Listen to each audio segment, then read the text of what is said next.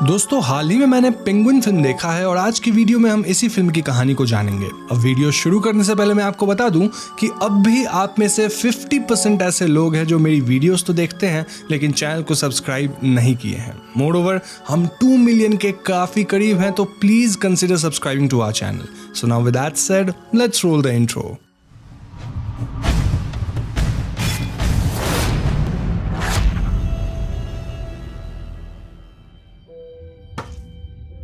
तो फिल्म के opening scene में हम एक आदमी को देखते हैं जो कि चार्ली चैपलिन का मास्क लगाए हुए था। यहाँ वो एक बच्चे को बेरहमी से मारकर उसकी लाश को बैग में लेकर सामने की एक लेक की तरफ बढ़ता है और धीरे धीरे उस लेक के अंदर ही डूब जाता है। इसी के साथ रिदम नामक लड़की की आंख खुलती है और हमें पता चलता है कि ये सब बस रिदम का नाइटमेयर था। इसके बाद हमें रिदम के फैमिली मेंबर्स वगैरह से इंट्रोड्यूस कराया जाता है, जहां हमें पता चलता है कि रिदम का गौतम नाम का हस्बैंड है, देन भावना और एबी नाम की 2 बेस्ट फ्रेंड्स हैं एंड साइरस नाम का एक पेट डॉग है। रिदम फिलहाल प्रेग्नेंट है और अभी उसका 7वां महीना चल रहा है। रूटीन चेकअप के लिए आज वो हॉस्पिटल आती है और यहाँ बैठे बैठे वो 6 साल पहले की बात को याद करने लगती है और यहाँ से मूवी की कहानी फ्लैशबैक में 6 साल पहले जाती है। यहाँ हमें पता चलता है कि 6 साल पहले रिदम का अजय नाम का एक बच्चा हुआ करता था और रिदम अपने बेटे को एक पेंगुइन की स्टोरी सुना रही थी कि तभी यहाँ रिदम का पहला हस्बैंड रघु आता है और उसे बताता है कि उसकी बेस्ट फ्रेंड भावना के फादर की मौत हो गई है। वो दोनों भावना के घर जाते हैं और भावना से बात करते हैं, लेकिन इसी बीच अजय यहाँ से कहीं गायब हो जाता है। ऐसे में रिदम पैनिक करती है और सभी लोग अजय को ढूंढने लगते हैं। फाइनली अजय घर के ही बाहर एक जगह पर मिल जाता है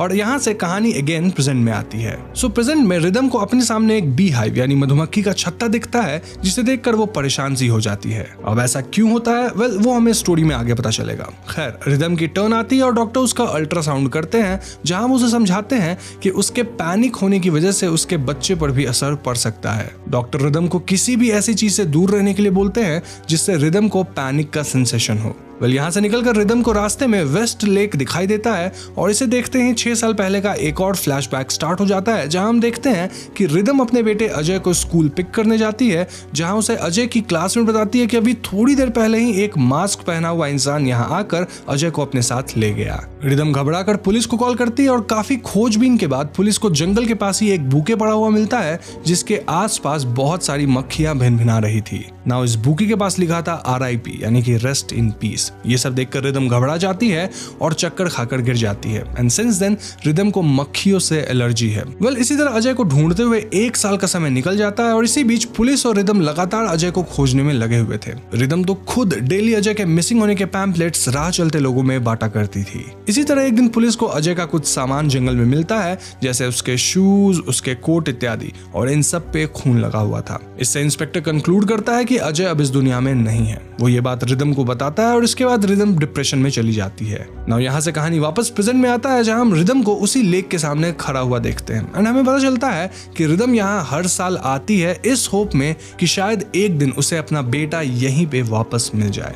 तभी अचानक रिदम को यहाँ एक वुंडेड मैन दिखता है, जो कि रिदम को देखते ही पैनिक होकर बड़बड़ाने लगता है। वो कुछ इस तरह की बातें कर रहा था, लाइक वो फिर से आ गया, मैंने उसका फेस देख लिया है, मैंने उसे उस बच्चे को किडनैप करते हुए देख लिया है इत्यादि। अब यहाँ ये बंदा कुछ बोल ही रहा था कि तभी एज एन ऑडियंस हम वहां दूर पर ही उस मास्क पहने हुए इंसान को देखते हैं, जो कि इसी तरफ बढ़ता चला आ रहा था। ये वुंडेड मैन यानी कि जख्मी इंसान रिदम को अपना मोबाइल फोन देते हुए कहता है कि इस फोन में उस मास्क्ड मैन की रियल आइडेंटिटी है, इसे लेकर यहाँ से भाग जाओ। रिदम फौरन ये फोन लेकर यहाँ से भाग जाती है, जिसके बाद वो मास्क्ड मैन उस वुंडेड इंसान को जान से मार देता है।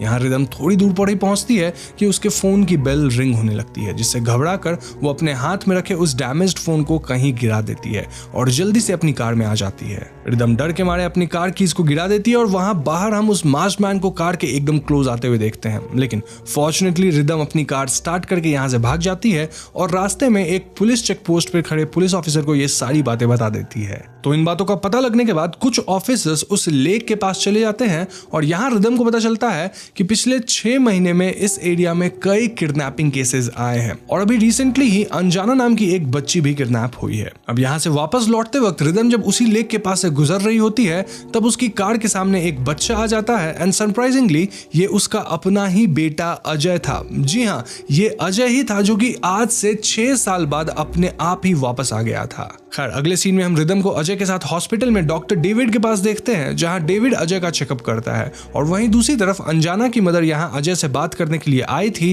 ताकि वो अंजाना के केस में उससे कुछ हेल्प ले सके। बट ऑब्वियसली अजय अभी शॉक्ड स्टेट में था, तो वो किसी से बात करने की हालत में नहीं था। थोड़ी देर बाद यहाँ रघु यानी अजय के फादर भी आते हैं और डॉक्टर उन दोनों को बताते हैं कि अजय को कई दिनों तक टाई अप करके रखा गया है और उसके साथ जानवरों जैसा बर्ताव किया गया है। अब इतने समय तक टॉर्चर को झेलना प्लस इंसानों से दूर रहने की वजह से अजय सोशलाइज करने से भी डर रहा है। अब यहाँ एक फ्लैशबैक में हम देखते हैं कि जब अजय गायब हुआ था तब रघु ने सारा इल्जाम रिदम पर डाल दिया था एंड सिंस रिदम डिप्रेस रहने लग गई थी इसलिए रघु ने उसे डिवोर्स दे दिया था। इस सब इंसिडेंट के बाद ही गौतम रिदम के लाइफ में आया। एनीवेज प्रेजेंट में हम देखते हैं कि रिदम अपने बेटे को घर ले आई है, जिसके बाद उसे रात को वही नाइट में आने लगता है जहां वो अपने आप को उसी लेक के पास देखती है जहां वो मास्क पहना इंसान रिदम का पेट डॉग और अजय खड़े होते हैं। ये नाइट में देखकर रिदम घबरा कर उठ जाती है और तभी उसे अजय के रूम से कुछ साउंड आती है एज इफ अजय कुछ हमिंग कर रहा हो। रूम में जाते ही अजय चुप हो जाता है और यहाँ रिदम नोटिस करती है कि अजय कुछ अजीब सी ड्राइंग्स बना रहा था।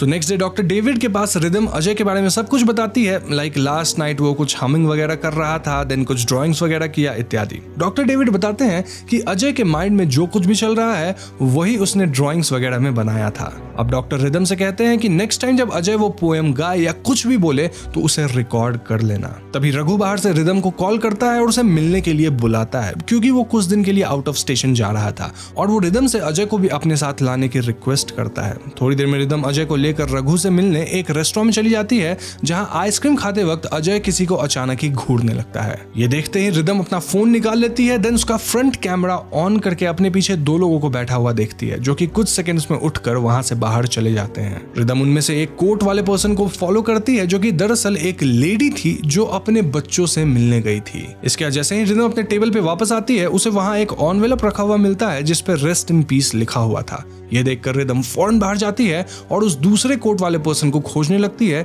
जो कि और कोई नहीं बल्कि वही चार्ली चैपलिन मास्क वाला आदमी था। रिदम उसे फॉलो करने वाली ही थी कि तभी रघु यहाँ आ जाता है और ठीक इसी समय अजय उसका हाथ छोड़कर यहाँ से भागने लगता है।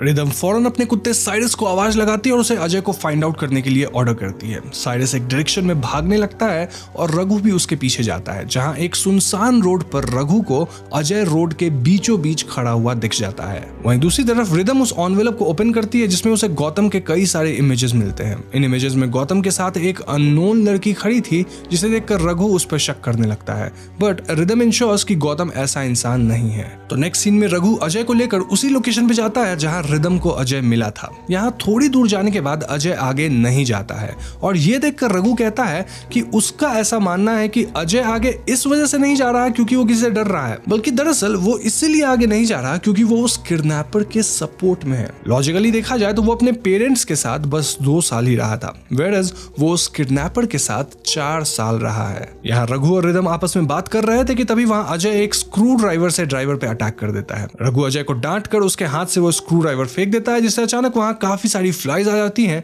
जिन्हें देखकर रिदम फेंट होकर गिर जाती है। बेहोशी की हालत में रिदम को फिर से वही नाइटमेयर आता है जहां वो उस मास्क्ड मैन को देखती है। जब रिदम की आंख खुलती है तब वो अपने घर पर सेफली आ चुकी थी। रघु उसे यहाँ लेकर आया था ना। उसी रात अजय अपने हाथ में एक ग्लास पीस लेकर रिदम को जान से मारने आता है, लेकिन ये बस रिदम का एक बुरा सपना था। वो नींद से उठती है और उसे अजय के रूम से फिर से कुछ साउंड्स आती है। रूम में जाने पर वो देखती है कि अजय टीवी को घूर रहा था जो कि ऑन भी नहीं था। तभी रिदम की सांसें अटक जाती है जब वो देखती है कि विंडो पे वही मास्क पहना हुआ इंसान खड़ा था और उसकी रिफ्लेक्शन यहाँ टीवी पे आ रही थी, इसीलिए अजय इसे घूरे जा रहा था। ऐसे सिचुएशन में रिदम रूम में ही छिप जाती है। वो मास्क इंसान अंदर एंटर करता है और अजय से इशारे में कुछ बात करने लगता है। मौका देखकर रिदम उस पर अटैक कर देती है जिससे उसका मास्क गिर जाता है, लेकिन वो जल्दी यहाँ से भाग जाता है और रिदम उसका फेस नहीं देख पाती। रिदम ये सारी बातें रघु, डॉक्टर डेविड और बाकी लोगों से शेयर करती है जैसे अपने फ्रेंड से, और यहाँ रघु एबी से उसके हस्बैंड काथिर के बारे में पूछता है जिसपे एबी बताती है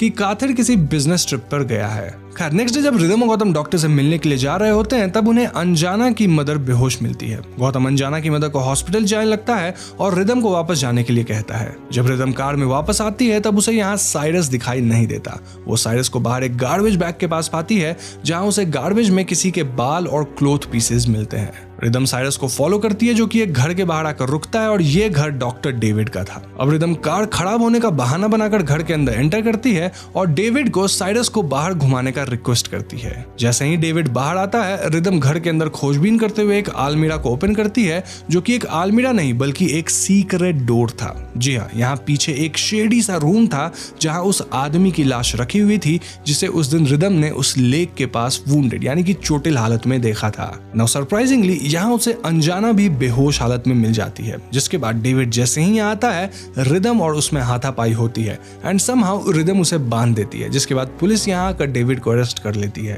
पूछताछ में डॉक्टर डेविड बताता है कि उसने आज तक कई बच्चों को किडनैप किया था जहां वो इन बच्चों के ऑर्गन्स वगैरह निकाल कर उन्हें बेच दिया करता था और बाकी की लाश को पीसेस में कट करके एसिड में डिसॉल्व कर देता था, लेकिन यहाँ उसने रिदम के बेटे अजय को किडनैप नहीं किया था। तो इसके बाद जब रिदम वापस से हॉस्पिटल जाती है तब उसे वहां गौतम जख्मी हालत में मिलता है जो कि रिदम को बताता है कि उस पर एक मास्क पहने हुए इंसान ने अटैक किया था और वो कोई मेल नहीं बल्कि एक फीमेल है। ये सब सुनकर अचानक रिदम को याद आता है कि कस्टडी में डेविड ने उसे ये बताया था कि असली कल्प्रिट रिदम का कोई करीबी है। रिदम को अजय की ड्रॉइंग्स भी याद आती है जिसमें उसने कल्प्रिट के लेफ्ट हैंड में वेपन्स वगैरह बनाए थे, जिसका मतलब कल्प्रिट लेफ्टी है। ये सारी बातें एक ही इंसान की तरफ इशारा कर रही थी और वो और कोई नहीं बल्कि भावना ही थी। जी हाँ, यहाँ से रिदम भावना के घर जाती है जहाँ भावना अजय को किडनैप कर चुकी थी और रिदम को एक ड्रिंक देते हुए उसे इसे पी लेने के लिए कहती है, जिसके बाद ही वो उसे अजय के बारे में बताएगी। रिदम बिना कुछ सोचे समझे वो ड्रिंक पी लेती है, जिसके बाद भावना अपनी कहानी सुनाती है।